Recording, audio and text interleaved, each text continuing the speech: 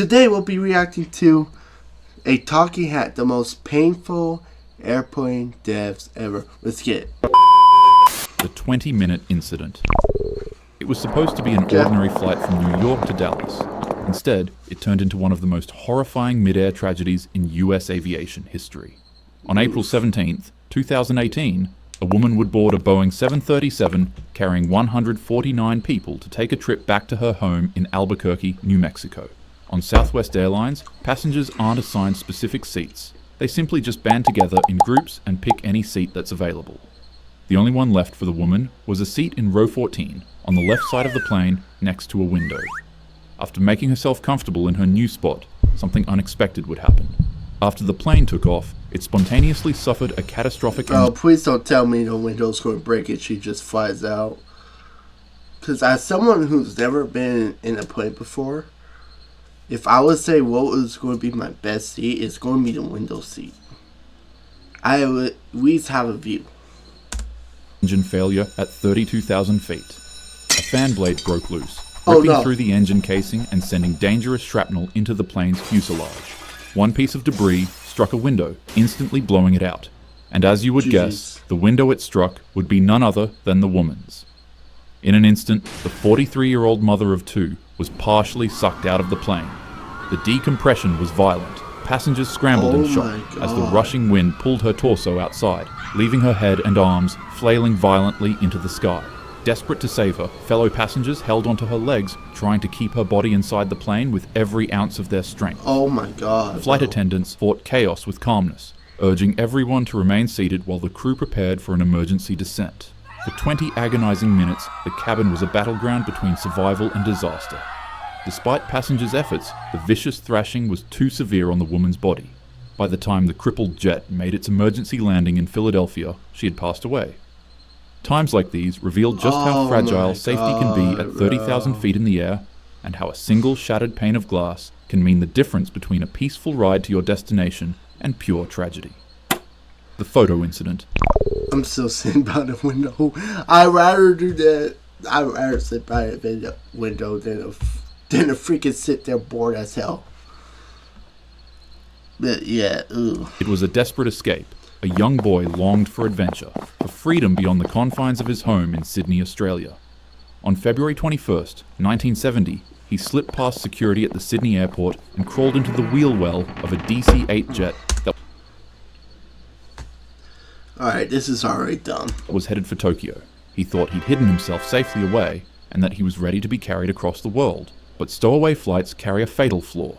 Moments after takeoff, the landing gear began to retract. While the plane was flying, the wheel well doors opened, and the boy was suddenly exposed to the rushing sky.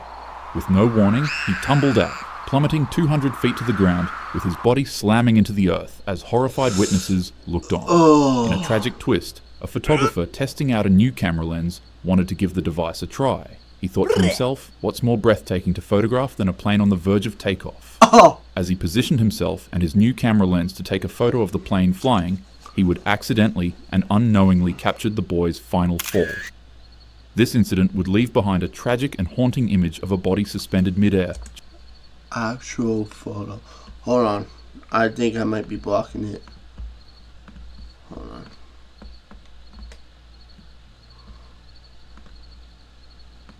Chat, this is the actual incident, bro. Yo. R.I.P., bruh. That's why you don't do no stupid shit.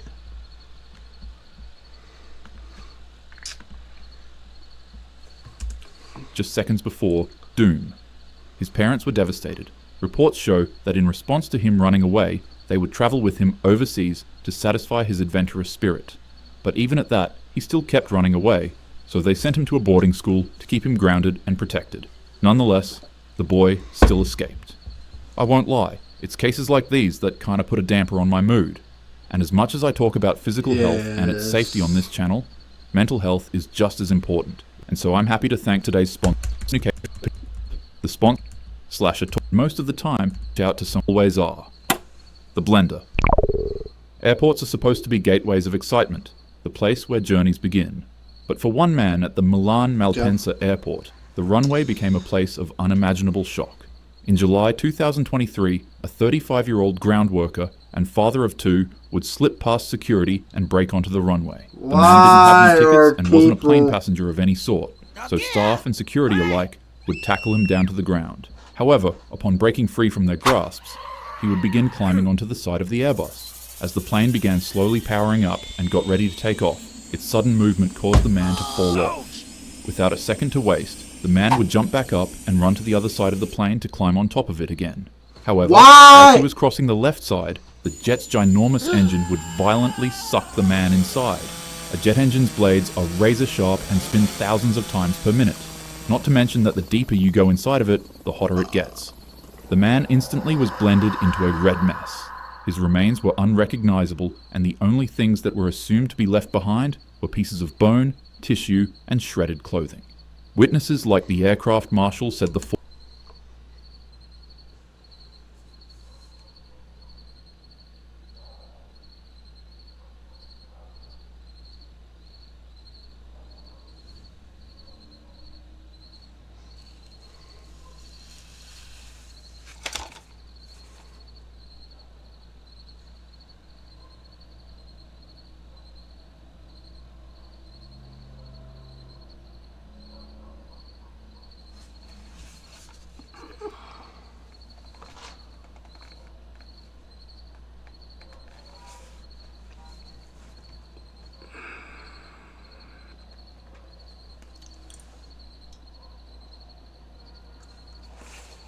That's gotta be one of the worst ways to go, bro.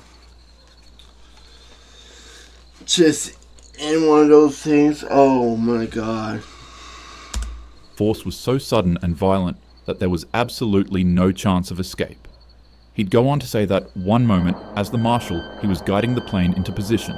The next moment, he sees the powerful vacuum of the engine ripping a man from the ground and dragging his body into its spinning blades. The sound was deafening. Passengers on board watched in shock, realizing what had just happened. Authorities later confirmed that the man passed away instantly. Colleagues described him as cheerful, hardworking, and devoted to his family. But his passing was a chilling reminder of the brutal physics at play in aviation. One simple misstep of being too close to an active engine can erase a life in seconds, or maybe even quicker. The Ghost Plane Incident. On the morning of August 14th, 2005, what began as a routine flight from Cyprus to I Athens think I've heard. Oh, no, never mind. turned into one of the eeriest tragedies in aviation history. A Boeing 737 carrying 121 people climbed into the skies. But just minutes after takeoff, something was terribly wrong. The cabin pressurization system had been left in manual mode during pre-flight checks. As the aircraft ascended, oxygen levels dropped. Slowly, everyone on board began to lose consciousness. Passengers slumped in their seats. The pilots collapsed at the controls. And as for the plane, it became eerily silent on the inside and kept on flying at 34,000 feet in the sky on autopilot. For 2 hours, the plane would continuously fly in a circle above Athens. A massive aircraft, full of unconscious souls, drifting with no one in command. Fighter jets scrambled to intercept it, peering into the cockpit only to see the captain's chair empty and the co-pilot slumped lifelessly over the controls. Meanwhile, oxygen masks dangled uselessly from the ceiling. But then, one man moved. Flight attendant Andreas Prodromou had regained partial consciousness thanks to a portable oxygen supply. In a desperate final act, he entered the cockpit and tried to save the aircraft. Witnesses believe he attempted to steer it away from Athens, sparing the city from catastrophe. At 12:04, nearly 3 hours after takeoff, the plane eventually ran out of fuel. Despite the man's efforts to try to land it properly away from the city, the Boeing plunged into a hillside near Grammatico in Greece, leaving nobody on board to survive its crash. Investigators How is he to save others from the city? concluded it was a costly mix of human error and mechanical oversight. A simple switch left in the wrong position, a mistake no one caught in time. Although devastating, the lives on the plane are still remembered till this day, especially the heroic man who was able to veer the plane away from Athens city and stop it from crashing on hundreds of unsuspecting citizens. Oh, the humanity. On May 6th, 1937, a luxurious German passenger airship, marketed as the peak of elegance and wealth, attempted to dock at the Lakehurst Naval Air Station in New Jersey after a transatlantic flight. Dozens of spectators gathered to watch the massive Zeppelin. It was 804 feet long, which is nearly twice the length of a Boeing 747. It also weighed nearly 500,000 pounds. But it only carried 97 people. The beautiful airship began to descend from the clouds, preparing itself to land. Then, without warning, disaster struck. You see, the ship was maneuvering during a thunderstorm and garnered a static electric charge within its metal frame. Normally, this wouldn't be too much of an issue if the ship was using helium, as it was quite literally designed to use it. But for political reasons in 1937, the United States refused to export helium to Germany, and so individuals would go on to fill the airship with hydrogen instead, an extremely flammable gas. Wait, what year? Individuals would go on to fill the United States 1937? Oh, that makes sense. Knowing who was leading Germany at that time, it makes sense why we didn't fund them. It's unfortunate for those refused people, to export though. helium to Germany. Blame the so leader. Individuals would go on to fill the airship with hydrogen instead, an extremely flammable gas. Even though the Germans knew this was very dangerous, they did it anyway. And so, as Yeah, the because I wonder who was in control. Hindenburg hovered above the mooring mast, Some guy it with dropped its funny landing mustache. ropes, which is I theorized don't to have know created much. a spark. In a flash, gigantic flames erupted near the Jeez. tail of the ship, and within seconds, jeez. the entire airship was engulfed in fire, while it was still flying in the sky. The hydrogen gas keeping the Zeppelin afloat ignited into a breathing inferno, turning the proud airship into a falling torch as it floated 200 feet off the ground. People inside struggled for survival as the interior became an oven of smoke and flames. Many people and others collapsed from smoke inhalation. Ultimately, passengers became faced with the horrifying reality that their only escape from the ship was to jump 200 feet to the ground. People leapt from the burning craft as it collapsed to the ground in just 34 seconds. The screams of passengers became mixed with the roar of fire, and terrifying enough, But it pretty much looked like this. people leapt from the burning craft as it collapsed to the ground in just 34 seconds. The screams of passengers Can't show became the mixed actual with the roar There was an actual video? of fire, and terrifying enough, 36 people would perish from this disaster. But what really 36? I mean, there was 97? People survived that? Hey, shout out to the this tragedy survivors. unforgettable was the live radio broadcast. Remember that this was going on in 1937? Many people never saw or even heard of things like this, especially on radio. Reporter Herbert Morrison, who was covering the landing, was overcome with horror as he cried out words that would echo through history. All the humanity and all the passengers screaming around it. I don't do it. I can't talk to people. Oh, the humanity, a phrase that became synonymous with the disaster, leaving many others to shout the same thing whenever witnessing another tragedy unfold.